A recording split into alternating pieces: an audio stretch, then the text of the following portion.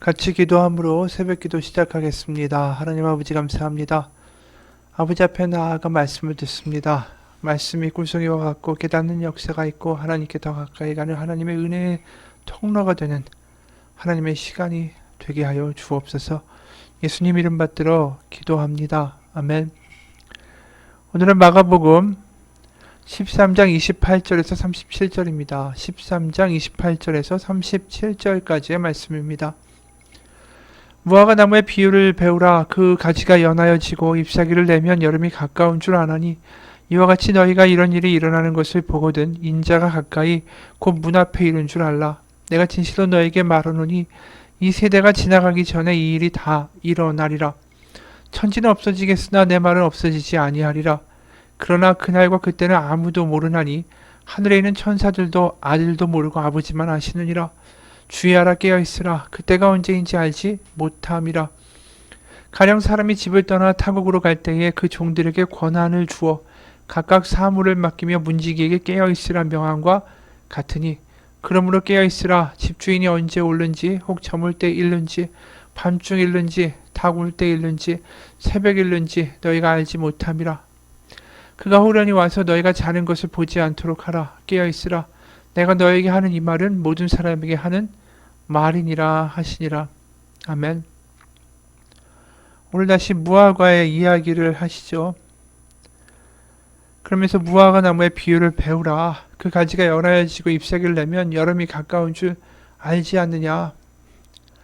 바로 그 앞에서 하셨던 여러 가지의 그 징조들과 예언들이 발생하는 것을 보게 되면 그 인자가 문 앞에 이른 줄 알고 이 세대가 지나가기 전에 이 일이 다 일어나리라고 말씀하시죠.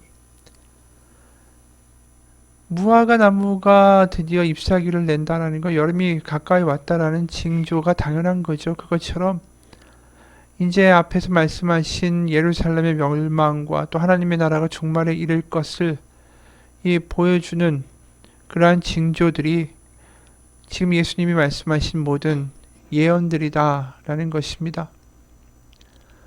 그리고 거꾸로 말하면 이런 비극적인 일들이 있겠지만 이 환란이 환란으로 끝나는 것이 아니라 이 겨울이 아무리 추워도 봄이 되면 여름에 또 봄이 되면 이 나무들이 다 열매를 맺고 과실을 맺는 것처럼 이 환란과 어려움이 있겠지만 결국 하나님의 종말의 심판과 하나님의 선하심이 드러나는 모든 그 결말들이 있게 될 것이다. 이렇게 말씀하시는 거죠. 그러니까 지금 예언을 하여 말씀하여 주시는 것은 그것이 비극이다라는 말을 하시는 게 아니라 어떻게 보면 아이를 낳을 때에 엄마가 그 고통을 겪으면서 아이를 낳지 않습니까? 아이를 낳으면 기쁘죠. 근데 그 기쁨을 얻기까지는 고통이 있는 거죠. 그것처럼 하나님의 완성된 역사, 이 타락된 세상을 회복시키시고 결국 종말에 다시 모든 것들을 심판하시고 회복시켜 주시는 하나님의 그 커다란 경륜과 계획이 결국 이루어지는 과정 가운데 고통이 있을 수 있다. 하지만 그게 끝이 아니라 하나님의 계획과 뜻은 지금도 진행되고 있고 때로는 환난과 고난이 모든 것이 끝났다라고 결말처럼 이야기하고 싶어 할 수 있지만 결국 그것이 결말이 아니다라는 거죠. 그래서 어떤 상황에도 이게 끝이 아니다라는 그 깨어있는 믿음을 가지라고 말씀하시는 거예요. 33절 주의하라 깨어있으라. 그때가 언제인지 알지 못한다. 그러니까 하나님이 일하시는 모든 일들의 그 계획과 시나리오가 우리는 알지 못한다라는 거죠. 하지만 그게 지금도 하나님 가운데 하나님이 열심히 일하고 계시며 하나님의 때에 이루실 것이다 라는 것을 믿으라. 그게 깨어있는 거죠. 그 34절에 가령 사람이 집을 떠나 타국으로 갈 때에 그 종들에게 권한을 주어 각각 사물을 맡기며 문지기에 깨어있으라 명함과 같으니 그러므로 깨어있으라. 집주인이 언제 오는지 혹 저물 때 일는지 밤중 일는지 닭 울 때 일는지 새벽 일는지 너희가 알지 못함이라. 그가 호련히 와서 너희가 자는 것을 보지 않도록 해라. 깨어있으라. 너희에게 하는 말은 모든 사람에게 하는 말이다. 이건 제자들뿐이 아니라 우리에게도 하시는 말씀이다라는 거죠. 성전이 멸망되고 그 다음에 예수님의 재림과 종말의 때까지 이를 텐데 그 사이 일어나는 여러 가지 일들을 보게 될 것이고 때로는 이해가 안 가는 비극 같은 경우도 보게 될 것이고 우리에게 코로나 같은 상황도 닥치게 될 것이고 알 수 없는 천연재해도 발생하게 될 것이고 하지만 그것이 결국 그렇게 끝나버리는 게 아니라 하나님의 결말이 분명히 있다라는 것을 기억하라는 것이죠. 여러분 깨어있다라는 게 다른 게 아닙니다. 우리 눈앞에 펼쳐지고 있는 이 모든 일들을 믿음의 눈으로 바라볼 수 있는 게 깨어있는 거죠. 눈에 보이는 현상을 다 믿는 게 아니라 보이지 않는 하나님의 섭리와 하나님의 나라와 하나님의 계획을 믿게 되는 거, 이게 깨어있는 거죠. 이게 믿음이라는 것입니다. 어느 분의 간증이에요. 장례를 마치고 집에 와서 어머니의 편지를 읽었다. 우리 부부와 새 아이에게 사랑을 담았은 보석과 같은 편지였다. 아내에게는 가족을 위해 기도해줘서 고맙다고 하셨다. 우리의 기도가 가정을 새롭게 했다면서 고맙다는 글을 마지막에 또 한 번 쓰셨다. 나는 어머니가 형에게는 어떤 편지를 썼을지 궁금했다. 그런데 편지를 다 읽은 후에 아내가 어두운 표정으로 말했다. 형이 어머니의 사무제 준비를 부탁했다고.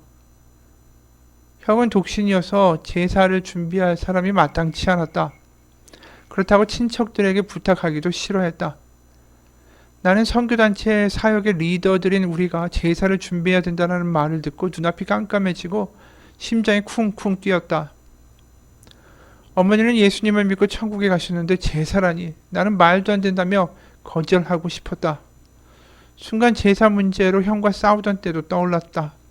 사무제를 거절하면 결국 또 관계가 깨질 게 분명했다. 그렇다고 제사를 할 수도 없었다. 아내도 매우 힘들어하면서 종일 기도했다.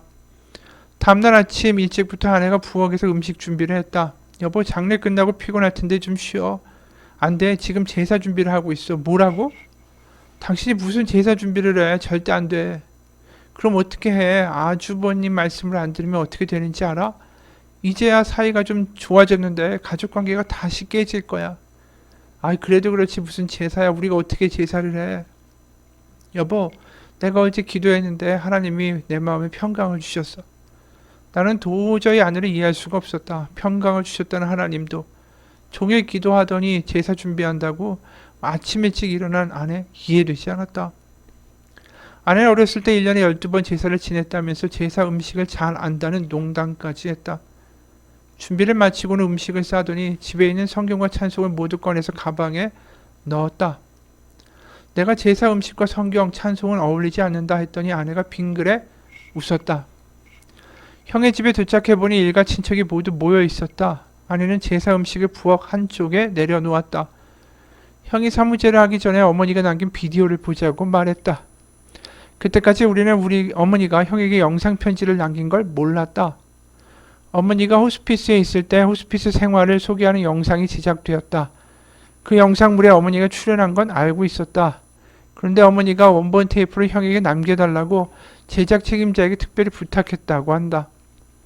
형은 장례식이 끝날 무렵에 비디오를 전달받았다며 함께 보자고 말했다. TV 화면에 호스피스를 소개하는 영상이 나왔다. 2개월 동안 어머니가 살았던 낯익은 건물과 어머니가 웃으면서 산책하는 모습도 나왔다. 그곳 생활을 안내하는 여러 장면에 어머니가 주인공처럼 등장했다. 영상이 끝나자 이어서 또 하나의 영상이 나왔다. 편집 이전의 원본이었다. 거기엔 어머니가 촬영 기사와 자연스럽게 대화하는 모습이 담겨 있었다. 마지막 소원이 무엇이냐는 기사의 질문에 어머니가 이렇게 대답했다. 내가 오랫동안 기도하는 게 있어요. 나는 이것이 유언이라고 생각해요. 우리 큰아들의 예수를 믿는 것과 온 가족이 가정 예배를 드리는 게 제 소원입니다. 그리고 영상이 끝났다. 교회를 다니지 않던 형의 눈치를 보면서 찬송가도 틀지 않던 어머니였다. 그런 어머니의 마지막 유언을 들으면서 모두가 숙연해졌다. 그때 아내가 성경책과 찬송가를 나눠주며 말했다. 어머니의 유언이니 함께 가족 예배를 드리면 어떨까요? 모든 친척들이 적극 찬성했다. 형도 반대하지 않았다. 대부분 교회를 다니지 않던 친척들임에도 함께 찬송가를 부르고 성경을 읽었다.